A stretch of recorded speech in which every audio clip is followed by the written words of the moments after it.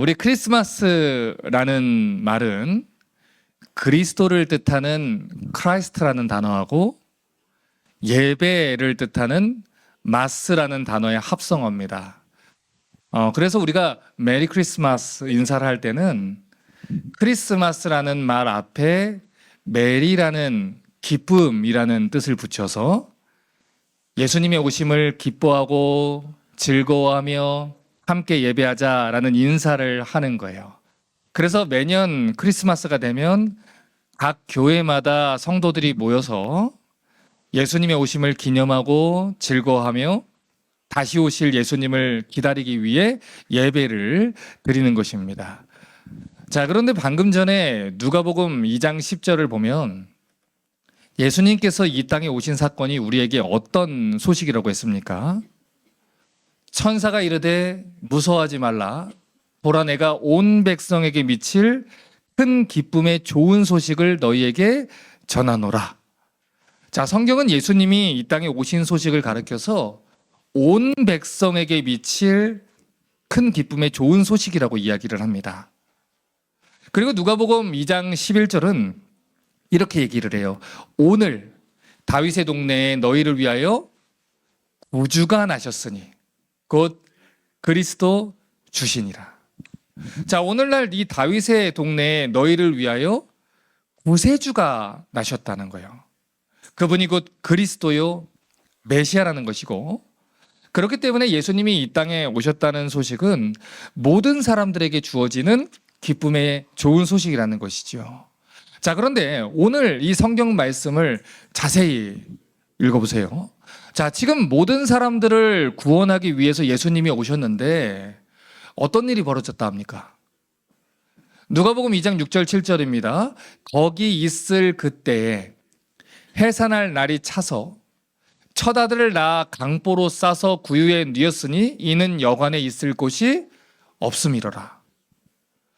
온 세상에 구주가 오셨는데 예수님을 낳을 자리가 없었다는 거예요. 자, 그런데 여기서 번역된 여관이라는 단어는요, 성서적인 배경을 잘못 알아서 잘못 번역한 단어입니다.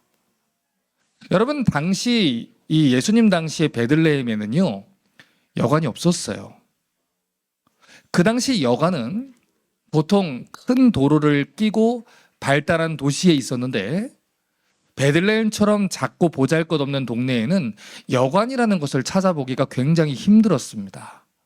그래서 우리가 헬라어 성경을 보면 여관이라는 단어를 쓸 때 파타리마티라는 단어를 사용하고 있는데, 이 단어는 보통 여관이 아니고 손님을 접대하기 위한 게스트룸을 이야기할 때 쓰는 단어였습니다. 만약에 여관이라는 단어로 쓰려고 했으면 판도케이온이라는 단어를 써야 돼요. 누가복음 10장 34절을 보면 선한 사마리아인 비유가 나옵니다. 강도 만난 자를 사마리아인이 데리고 갔다. 그 여관이라는 말이 판도케이온이라는 단어를 쓰고 있고요. 누가복음 2장에서는 카타리마티라는 손님 접대용 방, 게스트룸이라는 단어를 쓰고 있다는 거예요. 자, 그러니까 지금 이 말은 마리아와 요셉이 예수님을 낳기 위해서 여관에 가셨다는 얘기를 하는 게 아닙니다. 고향에 간 요셉이 자신의 친척이나 지인들의 집에서 아이를 낳으려고 했는데 다른 사람들이 많아서 손님 접대용 방들까지 꽉 차서 들어가지 못하고 있었다라는 이야기를 하는 것이죠. 그래서 예수님은 집 아래에 있었던 가축들을 따로 두는 공간에서 태어나게 됐다는 겁니다. 누가복음 2장 7절을 다시 봅니다. 첫 아들을 낳아 강보로 싸서 구유에 뉘었으니 이는 여관에 있을 곳이 없음이로라.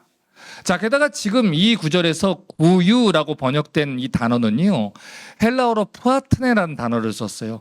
이 단어는 그 당시 동물들한테 먹이를 주던 여물통을 이야기를 하는 겁니다.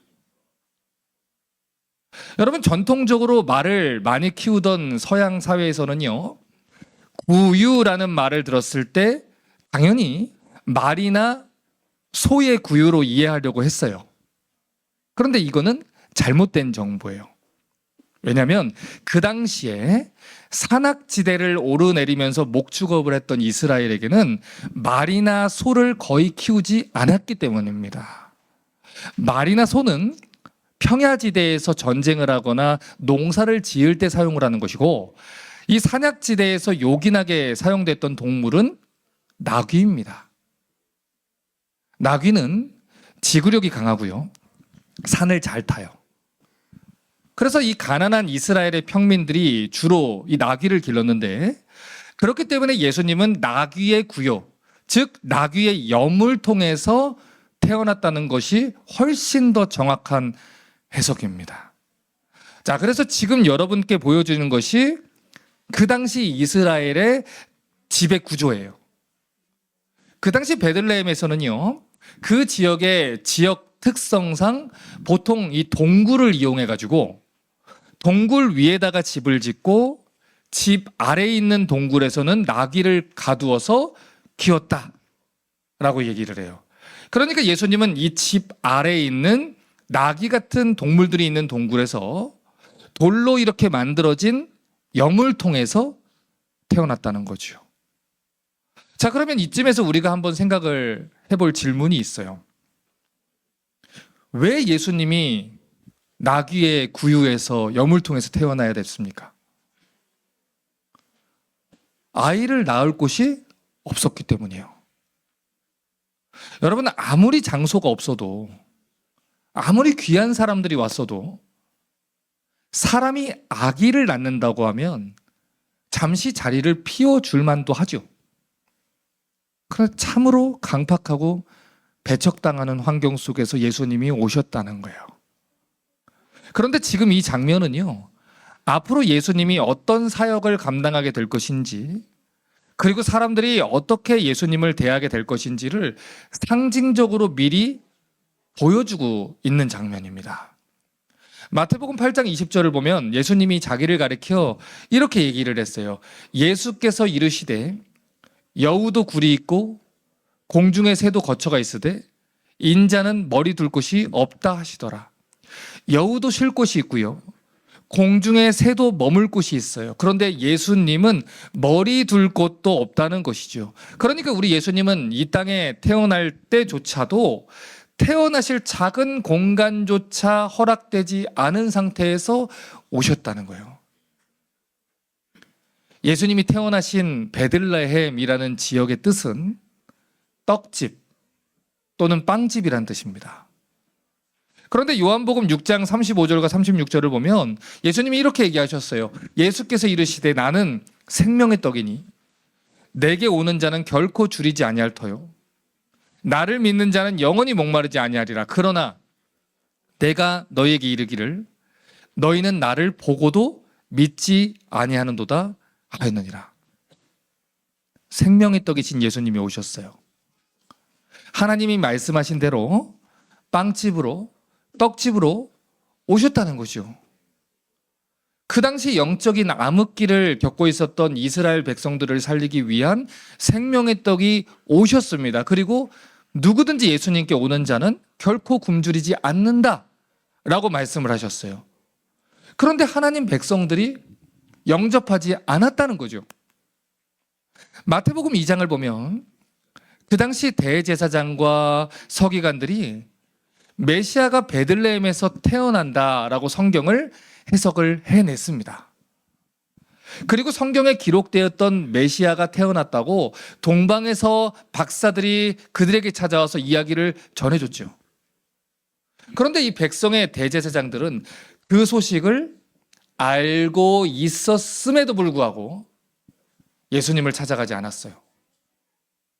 하나님 말씀을 가장 잘 알고 가르쳐야 했던 대제사장들과 서기관들조차 메시아가 어디에서 오실 것도 알고 오셨다는 징조를 들었음에도 불구하고 움직이지 않았다는 거죠.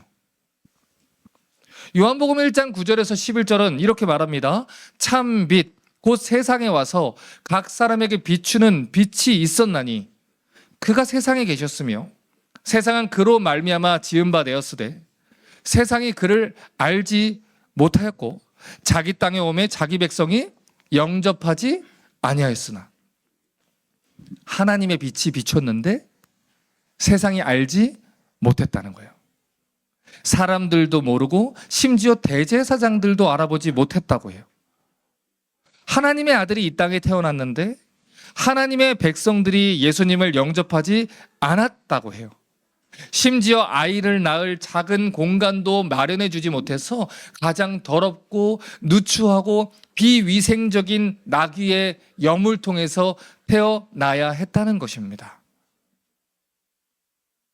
그러면 오늘날은 어떻습니까? 마귀는 결국 메리 크리스마스를 외치며 우리 예수님을 기다리던 교회의 외침들을 해피 헐리데이로 바꿔버렸어요. 데이트를 하고 가족들과 시간을 보내는 헐리데이로 바꿔버렸습니다. 크리스마스는 단순한 공휴일이 아니에요. 그날은 거룩하신 하나님의 아들이 오신 홀리데이입니다. 그런데 마귀는 오늘도 수많은 사람들의 마음에 예수님이 오실 곳을 사라지게 만들고 있다는 거예요. 그래서 성경은 지금 이 세대를 가리켜서 하나님의 말씀을 듣고도 반응이 없는 세대다라고 얘기를 해요.